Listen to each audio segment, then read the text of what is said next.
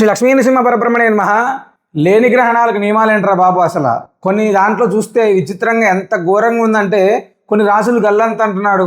ఈ యొక్క ఆగస్టు 12వ తారీఖు దాటితే కొన్ని రాసులు గల్లంతు, తర్వాత ఆగస్టు 28 దాటితే కొన్ని రాసులు గల్లంత అంటున్నారు. భారతదేశంలో ఇంతకుముందు ఎప్పుడు గ్రహణాలు రాలేదా, లేకపోతే ఇక ముందు రావా?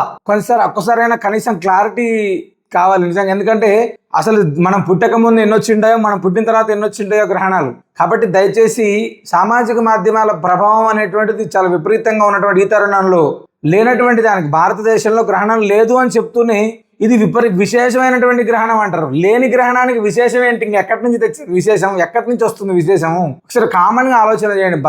భయపడుతున్నారు ప్రజలు.